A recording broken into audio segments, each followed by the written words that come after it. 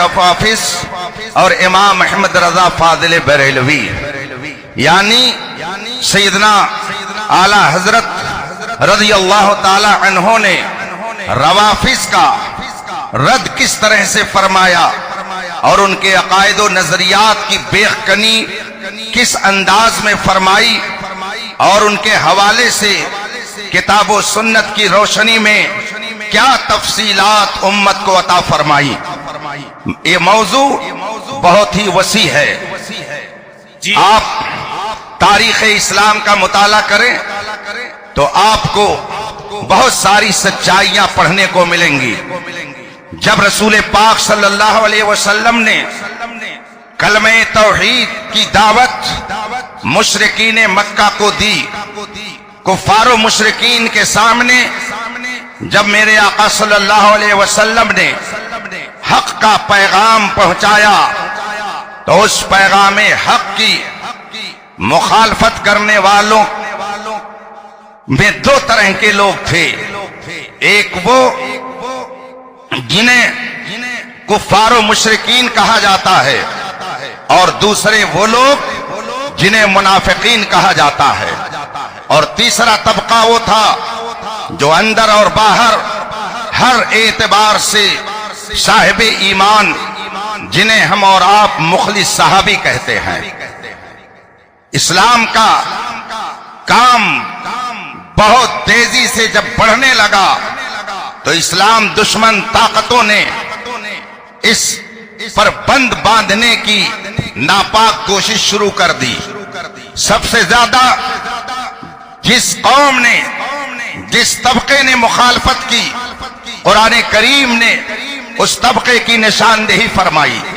چنانچہ فرمایا گیا وَلَتَجِدَنَّهُمْ أَشَدَّ النَّاسِ عَدَاوَةً لِلَّذِينَ آمَنُوا وَالْيَهُودِ، اے مسلمانوں تم اپنا سب سے سخت دشمن ضرور یہودیوں کو پاؤ گے۔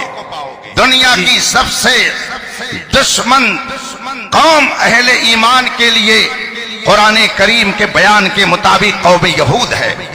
اس قوم نے مسلمانوں کے ایمان کو تباہ و برباد کرنے کے لیے نت نئے فتنے کھڑا کیے، سازشیں کی، منصوبے بنائے، تدبیریں اختیار کی، اور پھر جو اندہ یا بندہ کے تحت انہیں ایک شخص ملا جس کا نام عبداللہ ابن سبا ہے۔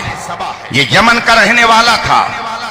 اس نے اسلام کا لبادہ اوڑھا، کلمہ طیبہ پڑھنے کا دعوے دار ہوا، اور مدینہ منورہ پہنچ کر حالات کا اس نے جائزہ لیا، اور اس کے بعد اس نے ایک منصوبہ بنایا کہ کس طرح سے مسلمانوں کے اندر تفریق پیدا کی جا سکتی ہے، اور کس طرح سے مسلمانوں کو دام تزویر میں لیا جا سکتا ہے۔ بہت گہرائی سے اس نے اس کا مطالعہ کیا، چنانچہ اس کی سمجھ میں یہ بات آئی کہ امت مسلمہ اور اہل ایمان سب سے زیادہ رسول پاک صلی اللہ علیہ وسلم کی نسبت کی بنا پر اہل بیت سے محبت کرتے ہیں، اولاد رسول سے محبت کرتے ہیں، بے شک آل رسول کی عقیدت ان کے رگ و ریشے میں پیوست ہے۔ سبحان اللہ۔ آپ حضرات نے ابھی اپنے ماتھے کی آنکھوں سے دیکھا ہوگا، حضور گیا سے ملت تشریف فرما ہوئے، ہم سب نے ان کی دست بوسی کی۔ حضور گلزار ملت جلوہ فرما ہوئے، ہم سب نے ان کی دست بوسی کی۔ اور جب قائد اہل سنت تشریف فرما ہوئے تو ہم نے جو تعظیم کا طریقہ اختیار کیا، صاحب سجادہ نے بھی، آپ سب نے اپنے ماتھے کی آنکھوں سے دیکھا کہ ان بزرگ شخصیتوں کا صاحب سجادہ نے دست بوسی کر کے ان کی تعظیم اور اکرام کا انداز کس طرح سے آپ کو عطا فرمایا۔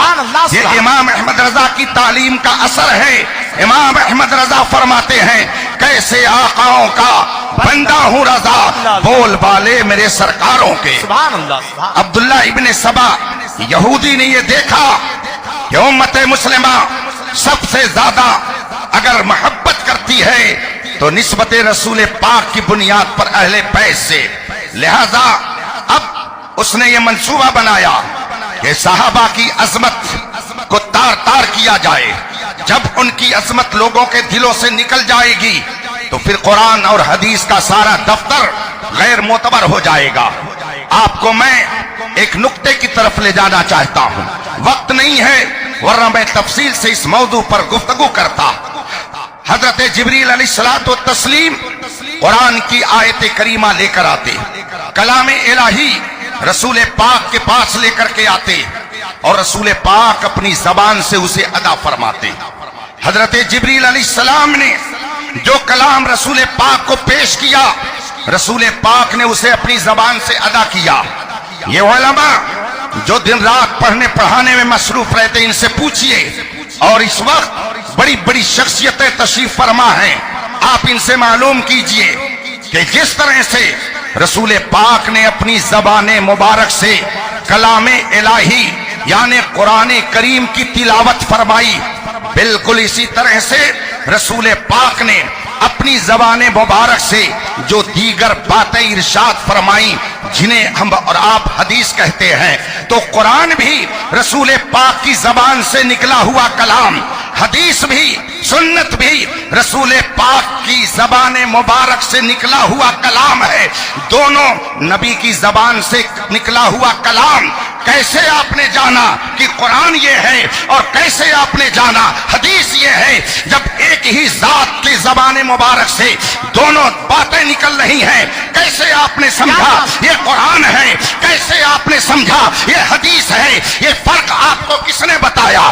کیا امام عالی مقام سیدنا امام حسن مجتبی اس وقت باحیات، اس وقت دنیا میں جلوہ فرما ہوئے تھے جب پہلی بار رسول پاک کے پاس حضرت جبریل امین وحی الہی لے کر اترے تھے؟ کیا اس وقت حضرت امام حسین جلوہ فرما تھے؟ نہیں تھے۔ تو آخر کیسے آپ کو پتا چلا یہ قرآن ہے، یہ حدیث ہے؟ دونوں رسول پاک کی زبان سے ادا ہوئے کلمات ہیں، کیسے آپ نے فرق کر لیا کہ یہ قرآن ہے، یہ حدیث ہے؟ اسی نقطے کو یہودیوں نے سمجھا اور سوچا کہ اگر دفتر اسلام کو غیر معتبر قرار دینا ہے تو رسول پاک کے صحابہ کو غیر معتبر قرار دے دو، پورا دفتر اسلام غیر معتبر ہو جائے گا۔ جی جی جی، کیا بات ہے، تمہیں کالی گھٹاؤں کا نہیں پہچاننا آیا؟ کیا بات ہے حضرت۔ نشیمن سے دھواں اٹھتا ہے، تم کہتے ہو سامن ہے۔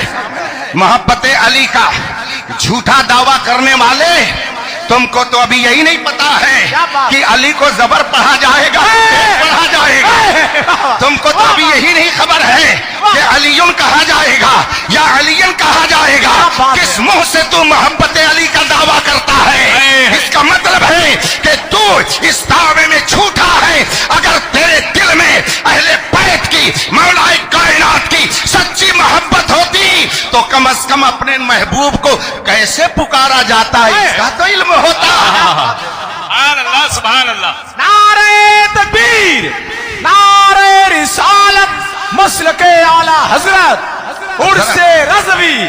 آپ غور سے سماعت فرمائیں، دونوں کلام رسول پاک کی زبان سے ادا ہو رہے ہیں، مگر ایک کو قرآن کہا جاتا ہے، ایک کو حدیث کہا جاتا ہے۔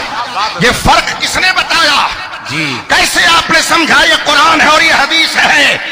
اب اگر صحابہ کی مقدس جماعت غیر معتبر، تو جس مقدس جماعت نے یہ فرق بتایا ہے وہ فرق بھی غیر معتبر ہو جائے گا۔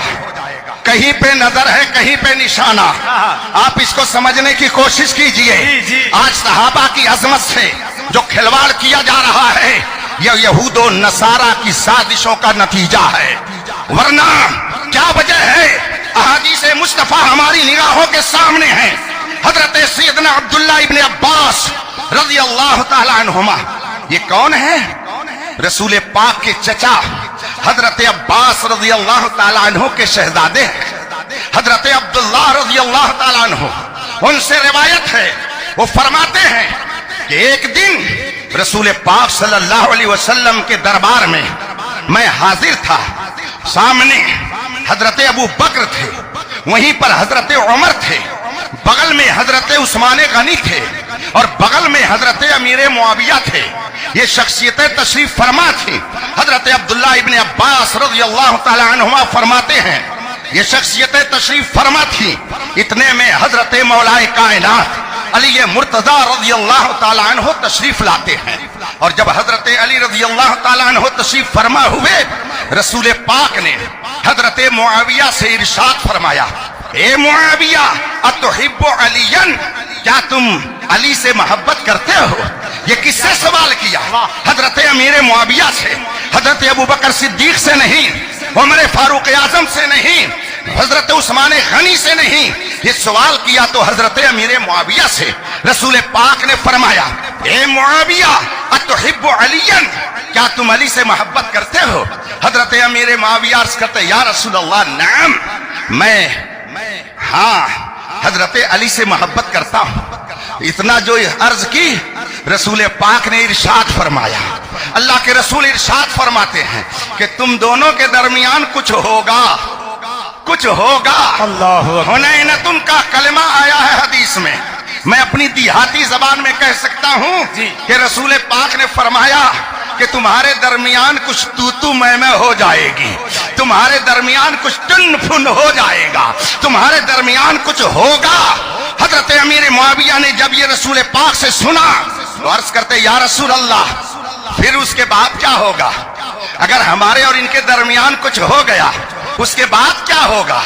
حضرت امیر معاویہ نے یہ نہیں کہا، یا رسول اللہ آپ کیسے جانتے ہیں؟ غیب کا علم آپ کو کہاں سے آ گیا؟ آپ کو کیسے غیب کی بات معلوم ہو گئی؟ حضرت امیر معاویہ یہ نہیں کہتے ہیں، بلکہ عرض کرتے، یا رسول اللہ پھر اس کے بعد کیا ہوگا؟ اس سے پتا چلا حضرت علی کا یہ عقیدہ تھا کہ جو نبی ہوتا ہے اس کو گزری بات کا بھی علم ہوتا ہے اور آنے والی بات کا بھی علم ہوتا ہے۔ علم غیب مصطفیٰ کا اقرار حضرت امیر معاویہ کرتے ہوئے عرض کرتے ہیں، یا رسول اللہ اس کے بعد کیا ہوگا؟ ہمیں ان میں اگر کچھ ہو گیا پھر کیا ہوگا؟ اللہ کے رسول صلی اللہ علیہ وسلم ارشاد فرماتے ہیں، اب اللہ ورضوانہ، اگر تمہارے درمیان کچھ ہو جائے گا اس کے بعد کیا ہوگا؟ وہ پوچھنا چاہتے ہو، سنو، جب تمہارے درمیان کچھ ہو جائے گا تو اللہ تم دونوں کی مغفرت فرما دے گا، اور پھر مغفرت ہی نہیں فرمائے گا بلکہ تم سے راضی ہو جائے گا۔ جو ہی رسول پاک نے یہ فرمایا، حضرت امیر معاویہ عرض کرتے، یا رسول اللہ خدا کے فیصلے پر ہم بھی راضی ہیں، خدا جو فیصلہ کر دے ایک بندے مومن پر بندے مومن کو اسی پہ راضی رہنا چاہیے۔ نعرہ تکبیر، نعرہ رسالت، فیضان غوث اعظم۔ حضرات آپ اپنی جگہ پہ بیٹھ جائیں، بیٹھ جائیں اپنی جگہ۔ یہ سب فیضان تاج الشریعہ ہے، یہ سب فیضان سرکار مفتی اعظم ہند ہے، اور یہ سب فیضان اعلی حضرت ہے، اور سے مقدس کی یہ محفل ہے۔ آپ حضرات اپنی جگہ پر اطمینان سے بیٹھ جائیں۔ آج برسے گی شراب معرفت، آج برسے گی شراب معرفت، آج میرے میں قدا کا عرس ہے، آج برسے گی شراب معرفت، آج میرے میں قدا کا عرس ہے، کیوں نہ بھر بھر جائیں سب کی جھولیاں، صاحب جود و سخا کا عرس ہے، یہ عرس ہے فضل و کمال کے شہنشاہ کا، یہ عرس ہے حکمت و دانائی کے بادشاہ کا، یہ عرس ہے زہد و تقوی کے پیکر کا، یہ عرس مقدس ہے اس ذات گرامی کا جس نے لوگوں کے قلوب و اذہان میں محبت نبی کی جو شمع جلائی تو شرق و غرب سے یہ آواز آئی، ڈال دی قلب میں عظمت مصطفیٰ سیدی اعلی حضرت پہ لاکھوں سلام۔ رفیقان محترم، اب اس وقت قل کا وقت بھی بالکل قریب ہے، جی ماشاءاللہ، اور وہ عظیم ذات بھی ہمارے درمیان جلوہ فرما ہے ماشاءاللہ، جو تمام بزرگوں کی یادگار بن کر کے ہم کو جگمگا رہی ہے۔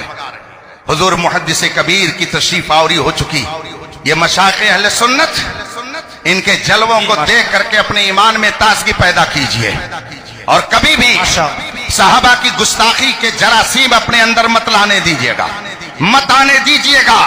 یہ تحریک اسلام دشمن تحریک ہے، حضرت مولا کائنات کا نام لے کر اسلام کو تباہ و برباد کرنے والی تحریک ہے، حضرت مولا کائنات کا نام لے کر کے مسلمانوں کے درمیان انتشار و افتراق پیدا کرنے والی تحریک ہے، صراط مستقیم سے سے ہٹانے والی تحریک ہے، اس لیے کہ رسول پاک سے جب صحابہ نے عرض کی یا رسول اللہ حق پر وہ کون ہوگا، 73 میں ایک طبقہ کون ہے جو سچائی کے راستے پر ہوگا، رسول پاک نے فرمایا میں انا علیہ و صحابی، جس پر میں اور میرے صحابہ ہیں، یہ رسول پاک نے فرمایا۔ مگر آج کا مولائی کہنے والا جھوٹا دعوے دار محبت علی صحابہ کی شان میں گستاخی کر کے سچائی کی اس راہ سے لوگوں کو ہٹانے کی ناکام کوشش کر رہا ہے۔ سونا جنگل رات اندھیری چھائی بدلی کالی ہے، سونے والوں جاگتے رہیو، چوروں کی آنکھ سے کاجل صاف چورا لیں۔